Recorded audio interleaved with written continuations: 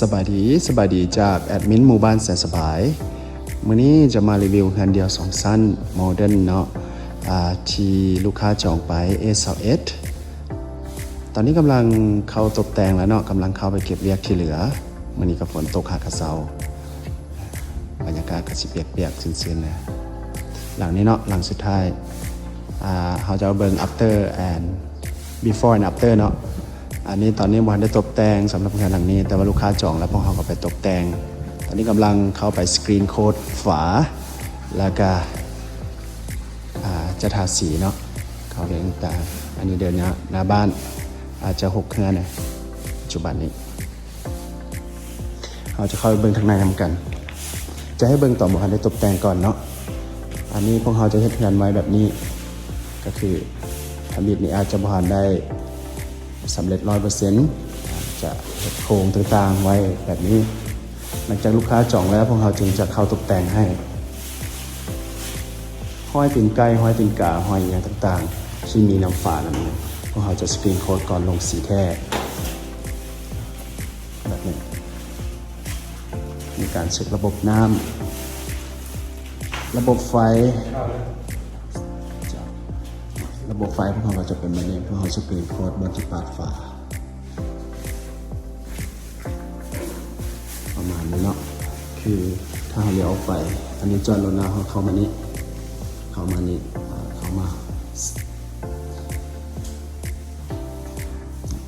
จะกว้างขวางอยู่สำหรับร้านนี้สังเกตเขาอยู่บนจอดรถเลี้ยวไปก็จะมีหน้าบ้านกว้างขวางสามารถจัดงานได้สำหรับงานสักประมาณ100คนนี้จัดอยู่บนจอดรถกับอยู่ส่วนหน้าบ้านGarden View ตัวนี้เพียงพอเลยเนาะประมาณนี้งาน S21 เป็นงานที่จัดโปรโมชั่นลด 30% หลังสุดท้ายมีเจ้าของไว้เนาะตอนนี้เนาะเพิ่นได้จับจองแล้วตอนนี้กำลังเอาตกแต่งให้เพิ่นคาดว่าประมาณ30 วันหรือ45 วันก็สามารถเข้าอยู่ได้แล้วเบื้องหลังบ้านก็จะประมาณนี้แล้วก็เขาจะเก็บรายละเอียดตื่นส่วนห้องครัวกว้างขวางเต็มสปีดเลยห้องครัวพอใจแม่บ้านแม่งานที่มักแต่งกินสำหรับห้องครัวนี่เป็นห้องนึงเต็มเป็นห้องปิดเนาะเพื่อรักษากินในเวลาแต่งกินแล้วก็สามารถวางโต๊ะกินข้าวสำหรับครอบครัว4 บนนั่งได้สบายกว้างขวางเร็วจุดนี้เราจะขึ้นเบื้องชั้น2น้ำกันชั้น2ขึ้นมาก็จะมีดับเบิลรูมบอลที่จุดพักแห้งจุดนี้แล้วก็จะมีบอลเขียวอันนี้ถือเป็นเงินอ้อมหอบบัลลังก์เลือดินตอนเดียวเจ้าของเพื่อนยังไม่ได้พัฒนางานฝนก็จะมีปลาเนี่ยแต่งานแรงขึ้นมาดินตอนนี้ประมาณ2 เฮกตาร์กว่าแต่นั้นจะมีเงินอ้อมมัดจะมีเหลือจุดใดที่บูเป็นเงินนะโมเป็นปลาที่เขาเห็นว่าโอ้อยู่ปลาอยู่ภูโบแมนเนี่ยในเมืองมันกระดาษมันเนี่ยจะได้รับแสงสว่างก็คือเก่าเนาะหมู่บ้านแสนสบายเน้นในสไตล์ของความโปร่งมีลมเข้าได้ทุกทิศทางแล้วกับความโล่งแสงเข้าได้ทุกทิศทางขึ้นมาชั้น2บริเวณนี่ก็จะกว้างๆมันนี่เลยเนาะส่องหับแสงในจุดนี้จะ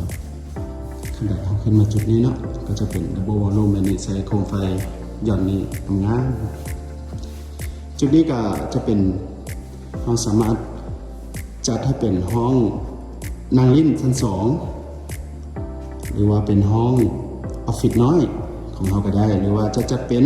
ห้องพักก็ได้เนาะจุดนี้เนาะแล้วก็จะมีซองหับแสงอยู่บริเวณหน้าบ้าน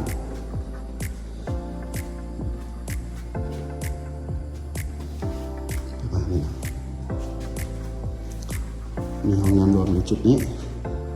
เราจะเข้าไปเบอร์ห้องนอนที่3ก่อนห้องนอนที่3เราจะประมาณนี้ตอนนี้ลงสีของพื้นเนาะลงสีของพื้นรอบที่1ชั้น2คือว่าลงสีของพื้นเดิมลงสีของพื้นเมื่อนี้แหละก็แล้วใหม่ๆชั้น2ตอนพักบ่ายจะไปลงสีของพื้นชั้น1ต่อแล้วมาเข้าเบอร์ห้องนอนที่2สำหรับห้องนอนที่2ของเรากว้างเลยตัวนี้เกือบ3 มาสเตอร์เบดรูมเพื่อเรามี450 แสงและลมเข้าได้ทุกทิศทางแบบนี้เลยเวลางานสำเร็จมาก็จะบ่แตกต่างกันสำหรับแสงจะเข้าได้ทุกทิศทางสังเกตเนาะมันจะเป็นบ้านงานคนเต็มมาแล้วจะบ่มี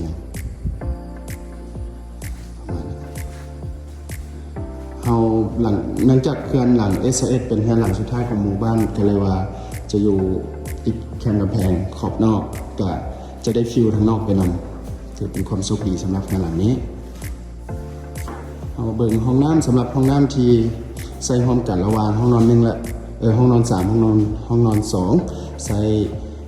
ห้องน้ำตัวนี้รวมกันจะมีอ่างล้างมือมีซักโครกแล้วก็มีโซนแยกโซนแห้งโซนเปียกข้างในเนาะห้องน้ำกว้างขวางเนาะเบิ่งคือแคบแต่ว่าตัวจริงกว้างขวางเลยสบายสำหรับการอาบน้ำต่างๆตอนนี้กำลังจะเข้าเก็บตอนนี้เขาก็เก็บเวียกสีฮอตทำอิฐก่อนหลังจากนั้นก็จะเป็นพวกเพดานไฟจะเข้ามาจัดการแล้วเราลงมาเก็บรายละเอียดต่างๆระบบไฟพวกเราถือว่าวางแบบมาตรฐานก็คือฝังฝาแล้วก็เก็บใส่ทองทุกจุดระบบโครงสร้างหลังคาของพวกเราเบิ่งได้เลยเนาะตัวนี้สามารถรับประกันได้ใช้วัสดุเป็น SCG ทั้งหมดเนาะไม่ว่าจะเป็น C-Pack เป็นโครงหลังคาต่างๆเนาะจะเป็นระบบ C-Pack ไทยเลยรับประกันนะตัวนี้เนาะคือว่าไปแล้วในโครงการหมู่บ้านแสนสบายสำหรับโครงสร้างพวกเรารับประกันถึง20 ปีเลยฉะนั้นไว้ใจพวกเราประจำอย่างนี้บัดนี้เราจะไปเบิ่งห้อง Master Bedroom นำกัน Master Bedroom นี่ถือเป็นห้องที่กว้างใหญ่ได้มาตรฐานอีหลีตามคอนเซ็ปต์ของหมู่บ้านแสนสบายเราเน้น Master Bedroom ให้เป็นแบบอยู่โรงแรมเลยกว้างเลยแบบนี้เลยสุดเทือนเลยเราจะเบิ่งเนาะนอกจากนั้น Master Bedroom ของเรายังมีระเบียงหน้าบ้านให้สามารถนั่งจิบกาแฟหรือว่าจิบน้ำชาในตอนเช้าแบบสบายๆแบบนี้เลยเนาะระเบียงง่ายๆแบบนี้ผมจะใส่แก้วละคั้นแล้วก็จะมาสามารถมานั่งจิบกาแฟตอนเช้าสมชวนหน้าบ้านแบบนี้เลยฝนเช้าตอนนี้ฝนก็มาอีกแล้วเนาะถือว่าเกือบเป็นอาทิตย์ละฝนทุกมือนี่หลังจากแล้วมาสีก็จะประมาณนี้เนาะคือที่เราเห็นงามๆแบบนี้เลย after before and after โอ้ยฝนแห้งเลยประมาณนี้เนาะตอนนี้กำลังลงสีห้องพื้นภายในภายนอกนี่ต้องได้รอถ้าฝนหยุดเสาตกไปจากอาทิตย์นึงจึงสามารถลงได้สำหรับสีภายนอกตอนนี้ก็เล็งสีภายในเพื่อว่าทีมงานไฟฟ้าทีมงานเพดานทีมงานตกแต่งอื่นๆจะสามารถเข้าเฮ็ดเวียกได้สีภายนอกสามารถให้ดำหลังได้เนาะเราสังเกตจุดนี้จะเป็นจุดวางทีวีโต๊ะวางโทรทัศน์สำหรับด้านตรงข้างจะเป็นวางเตียงนอนเขาจะสามารถสื่อสารแล้วก็ทะลุไปหาระเบียงในยามเขานอนเขาตื่นเช้ามาจะเปิดประตูออกมาเขาจะเห็นจุดนี้ก็จะใส่ประตูแก้วใหญ่คันไปเลยโล่งๆเนาะสำหรับจุดนี้ก็จะเป็นจุดโต๊ะแต่งหน้า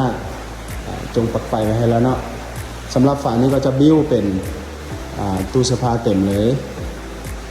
แล้วก็จุดนี้ก็จะมีพาร์ติชั่นน้อยๆขั้นระหว่างเตียงนอนครับห้อง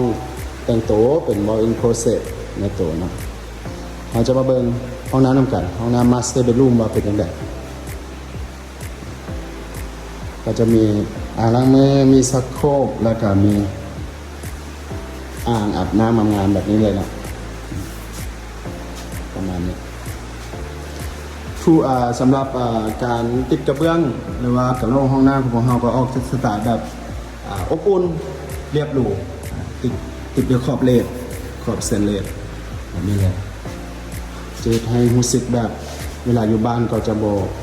เบื่อเนาะมันจะสไตล์โทนอบอุ่น